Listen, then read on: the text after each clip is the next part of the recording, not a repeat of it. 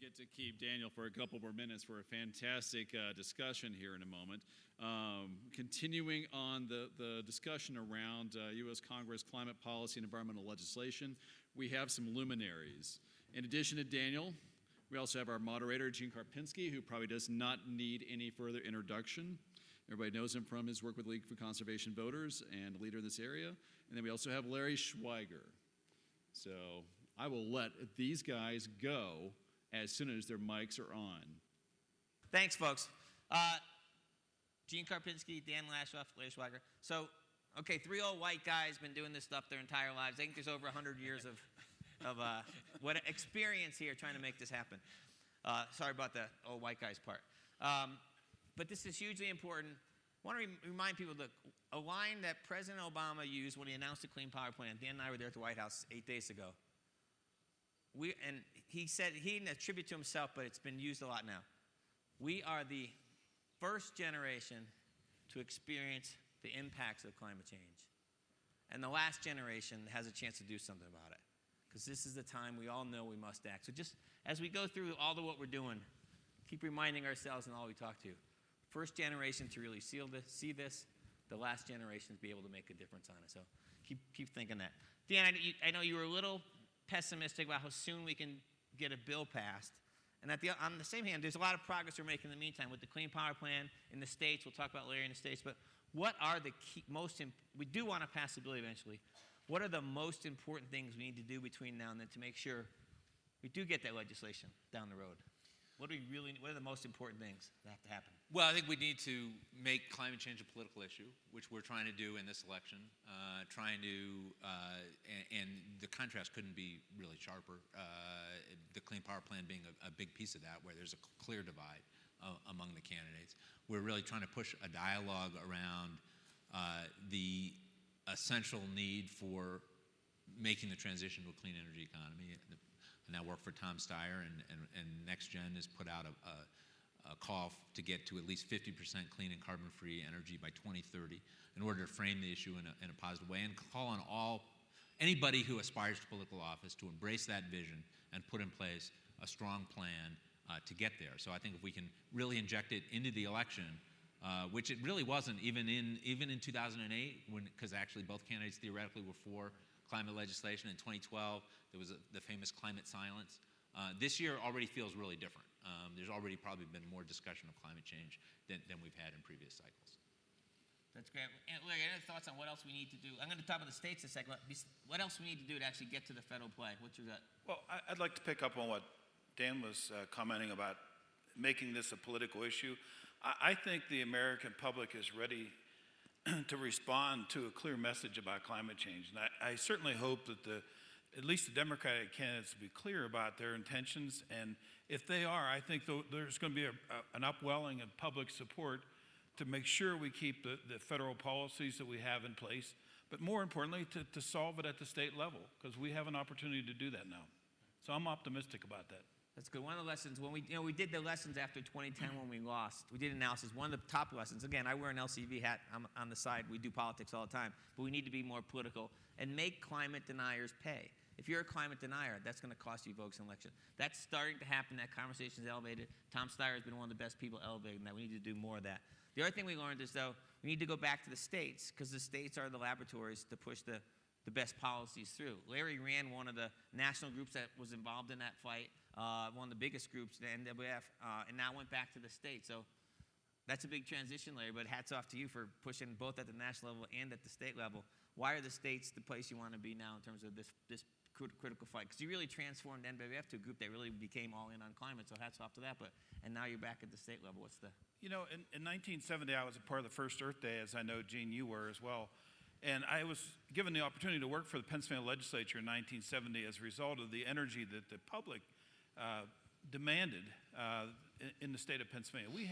We elected 87 new lawmakers in that year as a result of, and they were green lawmakers, and they wanted to change the outcome.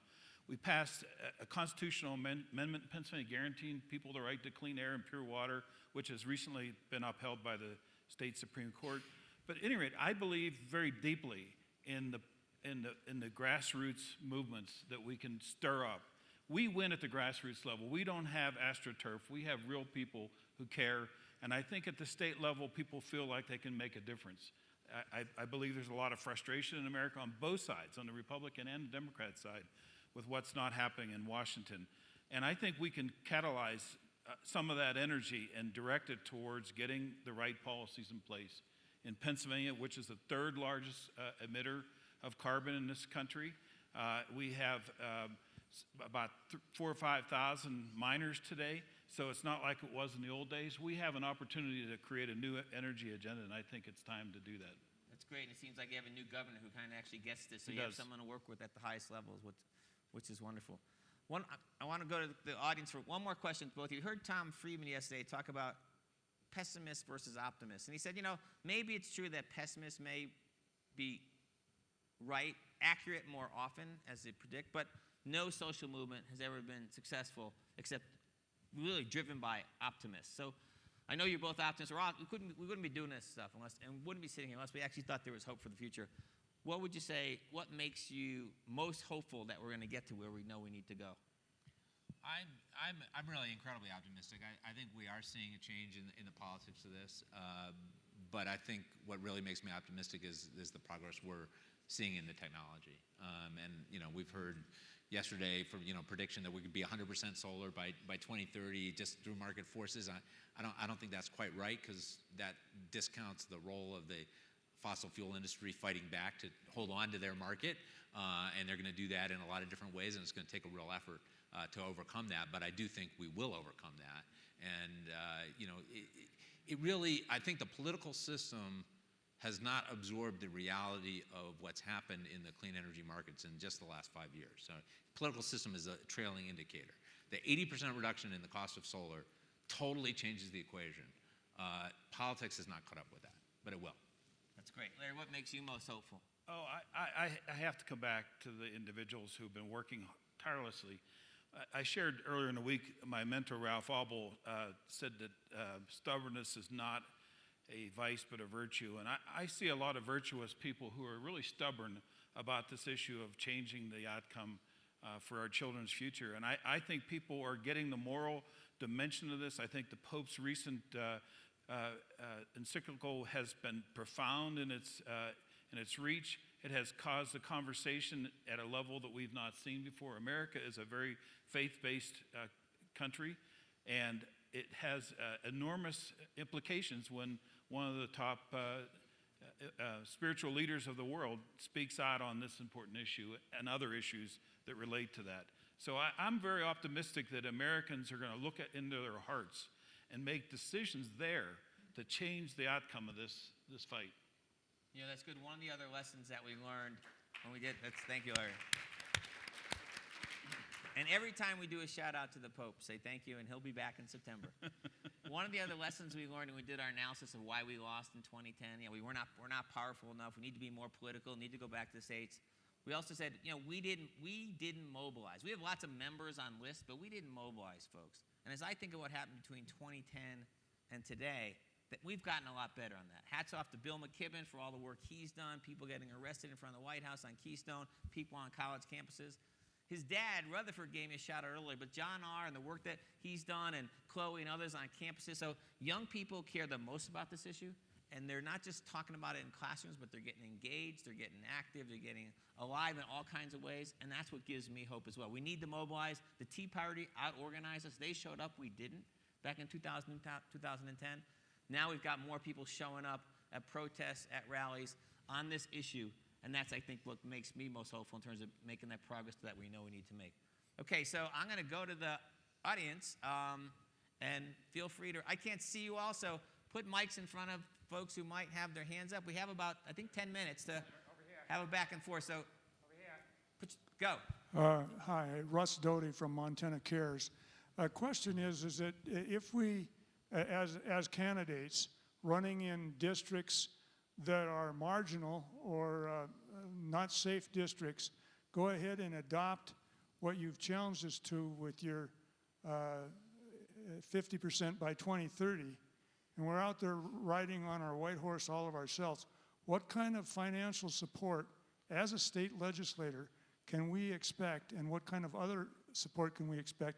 Because I've experienced being basically ignored in running for a Senate seat in a district that was mostly Republican. And it's not easy. So it's a really good question. Let me take a first crack. So we're the national LCV. We work with state LCVs around the country. There's a Montana LCV partner of ours there. Each state's a little different. I think It's still not been endorsed by the conservation voters, but that's step one. That's good. got nothing in the way of other than the endorsement, and the endorsement came late, so it didn't help as much as it might have. So I think it's a fair point. One of the challenges we have is we want to get more political, and hats off to Tom Steyer, who, you know, in two elections ago, the community spent in total about $15 million. Then they went to 30.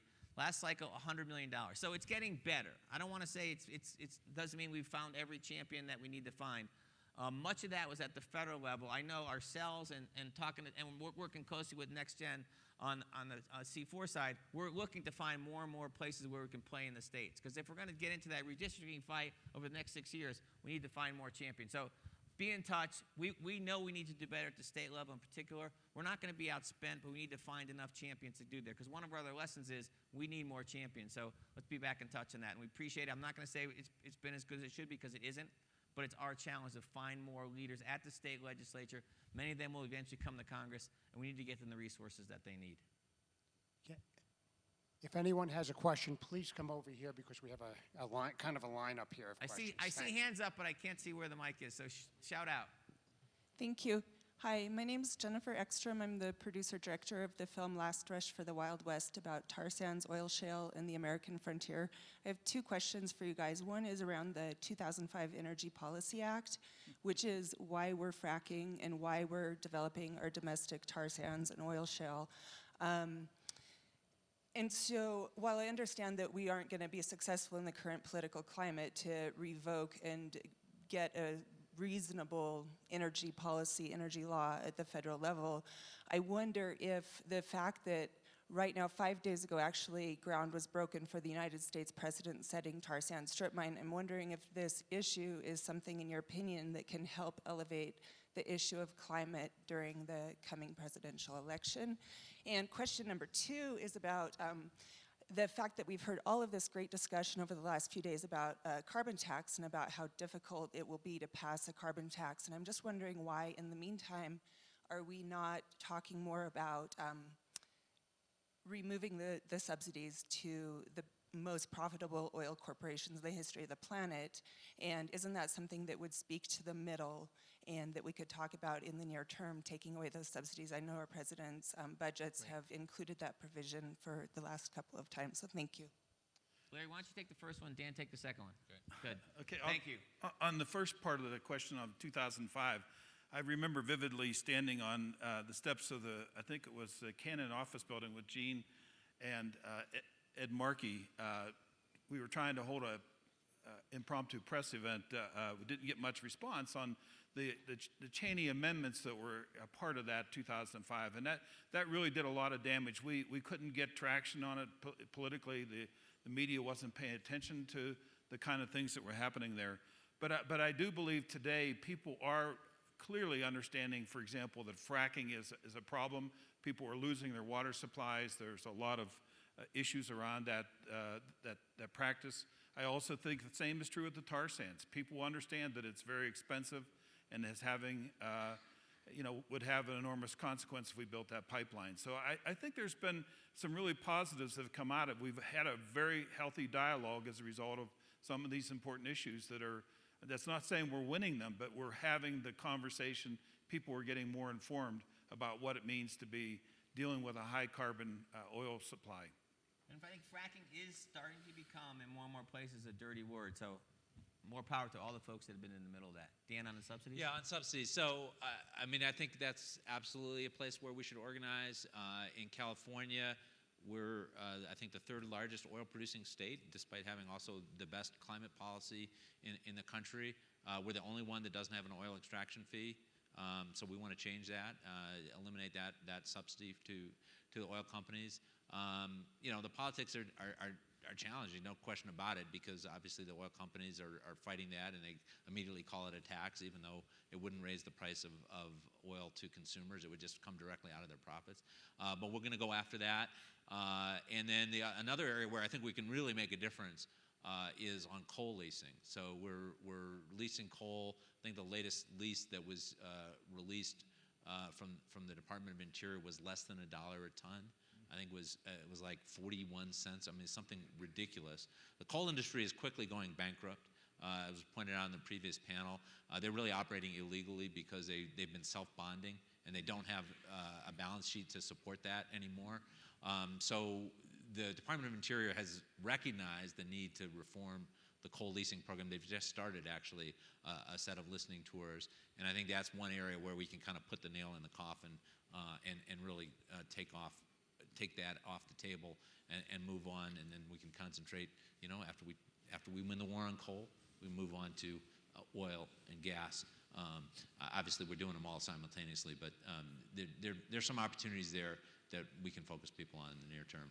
The research, we do a lot of polling, and the research is clear that the subsidies argument is very powerful politically. When you look back at the Elizabeth Warren's campaign when she defeated Scott Brown as the senator in Massachusetts, she used that as one of her strongest arguments. He took their money and voted for her subsidies. When Jeanne Shaheen beat him in New Hampshire last year, same argument. He took their money, he voted. So it's a powerful argument, but it's become partisan, and so you have almost the entire Republican Party backing these subsidies. At the same time, they're trying to eliminate the tax credits for wind and solar, and we know the imbalance over 100 years of how much subsidies went to the coal, oil, natural gas industries versus much smaller amount just very recently to give tax credits for solar and wind. So it's a critically important point. You will see, I'm very confident in this presidential election, more broadly lean into the climate issue and use this part of the conversation as part of the wedge about who's for subsidies. The more the public hears about it, they know it's outrageous. We got a couple minutes left. We have a couple more questions. Make questions short, and we'll try to get some answers. Great, thanks. Gene, Larry, Dan, Mike Phillips, Montana Senate. Describe briefly, what do you think is the obstacle if there's a Republican president from 17 through 20? And be mindful, we all recognize campaigning and serving are two very different things. How big an obstacle is a Republican president beginning in 17? So if there's a Republican president in 17, I think that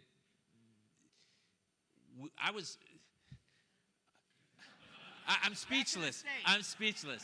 No, California and Pennsylvania will get it done. Yeah, there is enough momentum that I think we continue to fight and have a chance, but there's an enormous amount of damage the next president could do, and all the presidential candidates on the Republican side basically have come out saying they want to shut down EPA or restrain EPA or get rid of the Clean Power Plan. So they're out there on record. Now, there's always a chance that they might govern better, but the history, at least of people named Bush, more recently was George W. Bush ran on a platform of controlling carbon pollution and then went the other way when he got into office. So I can't be optimistic about that path.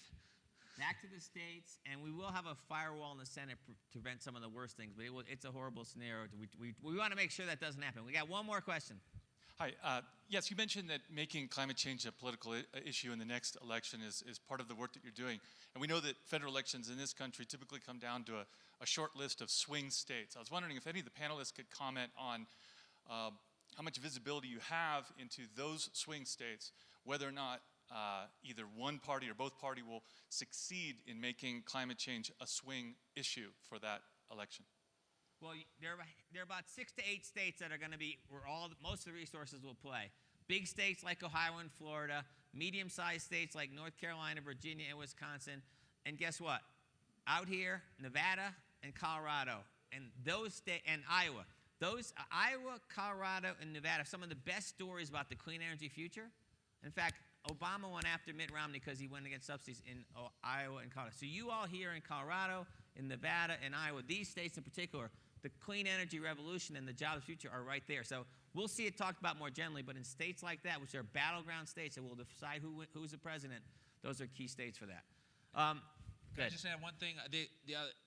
Those states are critical, and Florida is ground zero for the impacts of climate change. It's literally flooding every year as sea levels rise. So there's definitely an opportunity to make it an issue there. But the other piece of this is about young voters. There's a Wall Street Journal poll just out today, I think, that shows that people under 35, this is a top issue. They're with the president on it. They're very concerned about these issues. They support EPA. Very different from the attitudes of others. So one of the absolute keys in all these battleground states and nationally is going to be making sure that those folks come out to vote. If they vote, the future wins. If they sit home, we're in trouble. Thanks, folks. Stay active, stay involved. It's the only way you can win. Thank you all. Appreciate it.